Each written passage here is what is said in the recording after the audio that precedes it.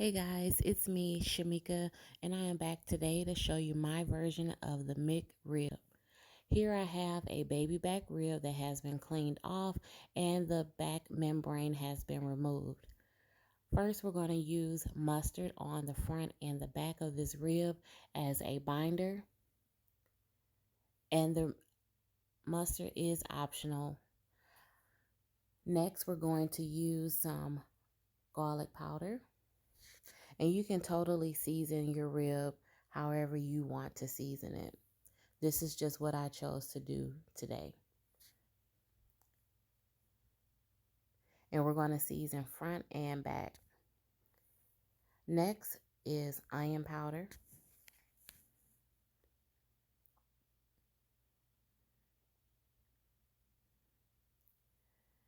And then we're going to add a little Badelia Complete.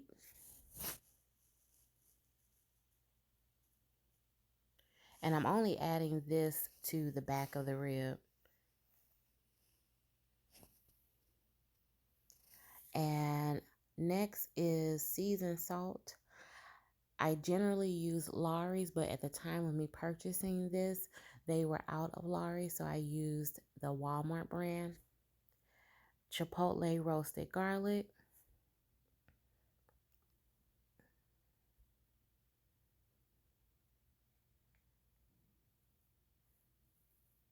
A little smoked paprika. Paprika adds a good flavor to your meat and your seafood. Just a little bit goes a long way. Regular paprika is just for color. I'm going to also add some salt and pepper.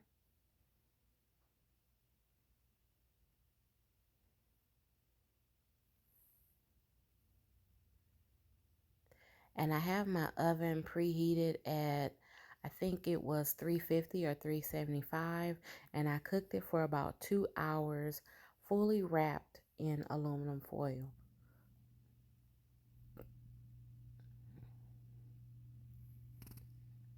And this could also be done on the grill. Sometimes I will cook it on the grill first and then finish it in the oven. But today I was pushing for time, so I just went with the oven. Plus I had some stuff around the house to do.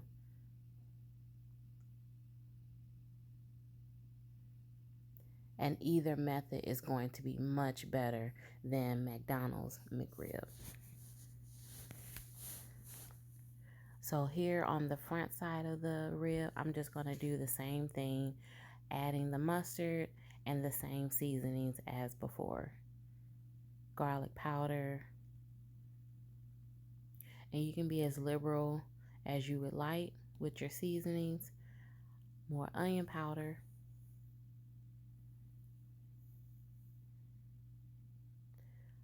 Seasoned salt.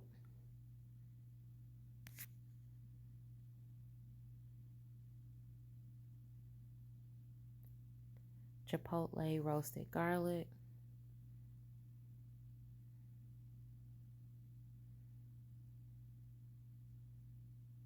And you can get as fancy with this as you would like.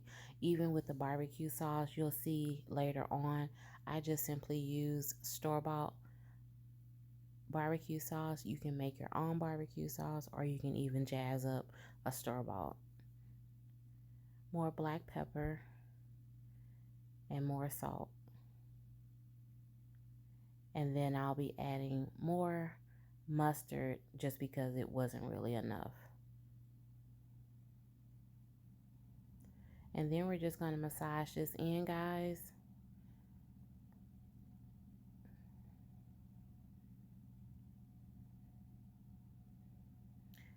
And as in my previous videos, I only use a plastic glove when I'm either doing my catering or when I'm seasoning meat. I don't like that seasoning to be all on my hands or staining my fingernails. And we want to make sure we're massaging this all in the meat.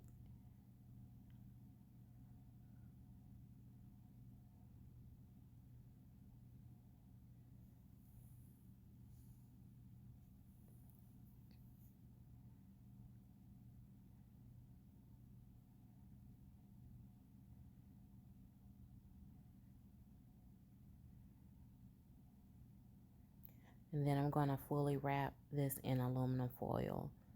And prior to closing it up with the aluminum foil, I'm going to also add just a few drops of apple juice. If I was cooking this on the grill, whether it was my gas grill or my charcoal grill, I would base this or spritz it with apple juice, or even apple juice with some seasonings mixed in it.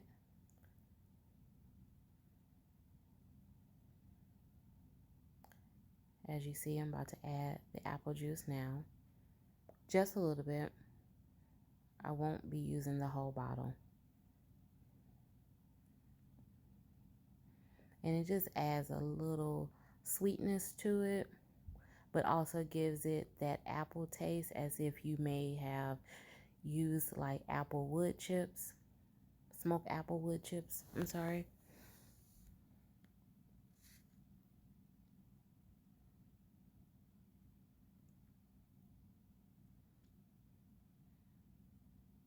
Now, although I'm wrapping this tight, I'm not really touching the top of the meat with the foil, just because I don't want all the seasonings that I put on my meat to then adhere to the foil. We want to just make sure that all that flavor is locked in.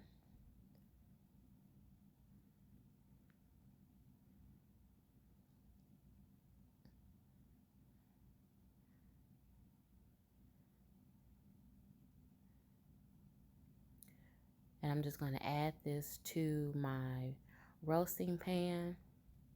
And like I said, you can preheat your oven to 350 to 375 and cook it for about 2 hours.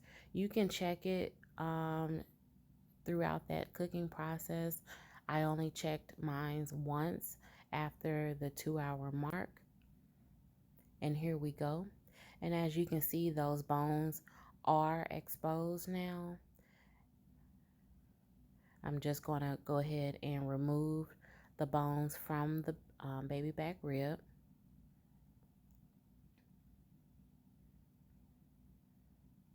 And see how they come right on out.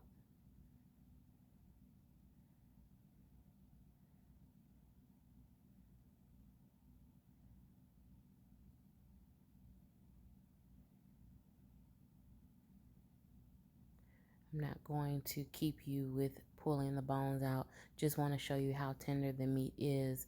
And, you know, obviously with a McRib, you want to remove the bones. And then you're going to add your favorite barbecue sauce to it. And you can add several coats of barbecue sauce if you would like. You're going to see where I'm going to add the barbecue sauce front and back, and also in the grooves or where the bones were. And I'm going to put it back in the oven for like another 10 minutes on high broil, but on my bottom rack, just to kind of let the barbecue sauce bake into the rib. And then I added another coat of barbecue sauce, and you can either stop there or you can put it back in the oven if you would like. But I was pressed for time, so I do believe I only added 2 coats of barbecue sauce. And then depending on how many people you are feeding, you can either cut this in half, you can cut it in thirds, or you can also slice it down the middle of the baby back rib, because it is quite a bit of meat, you know, and to be adding it as a sandwich, you have your bread, you know, it can go a long way if you would like it to.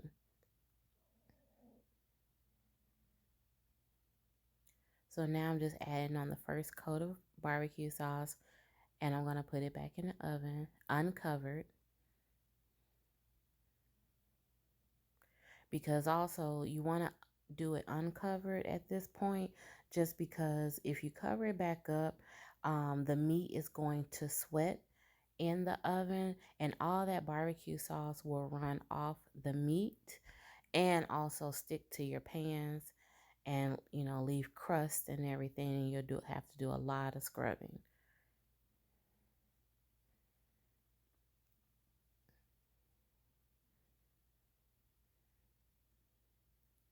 So just brushing that in.